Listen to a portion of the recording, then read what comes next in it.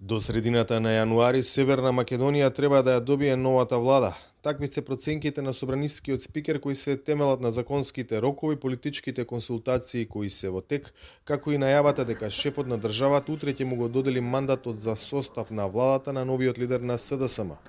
Талат Џафери очекува до 17 јануари да заврши целата постапка.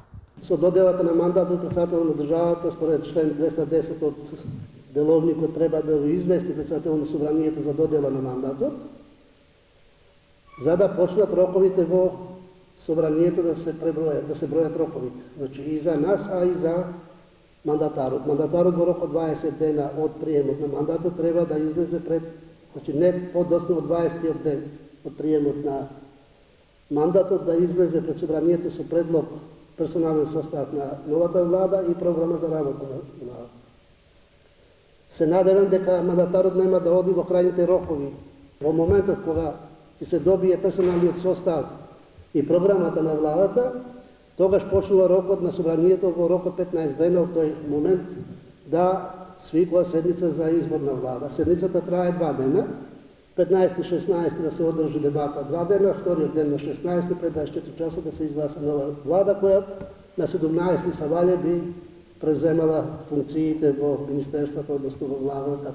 Лидерот на СДСМ Димитар Ковачевски, кого владеачките социјалдемократи го утврдија за мандатар за состав на владата, калкулира со истите датуми како и Џафери за тоа кога би бил избран владиниот кабинет. Јас верувам дека до средината на јануари, до 18 јануари некаде ќе биде изгласана, која што ќе има полн легитимитет да се справи со најголемите предизвици кои што ги имаме исправени пред нашата држава, а тоа е справување со здравствената и економска криза предизвикана од вирусот COVID-19, со енергетската криза, како и со продолжување на патот на Република Северна Македонија во евроинтеграциите.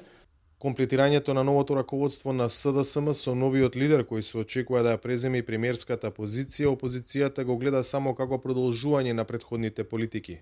Во СДСМ ништо не се менува. Исти луѓе, исти вредности. Составот на луѓе во раководството на СДСМ е состав на луѓе кои направиле пакт со заевизмот. А тоа ништо добро нема да ја донесе на Македонија. Пионот Ковачевски треба да се огради од криминалот на уценетиот Заев и да отвори случај против Заеви за огромниот рекет. Социјалдемократите избраа нови подпредседатели, нов состав на извршниот одбор, нов генерален секретар. Целосната смена на раководството на владеачката партија следеше по повлекувањето на Зоран Заев по големиот пораз на локалните избори. За Гласот на Америка, од Скопје, Владимир Мирчевски.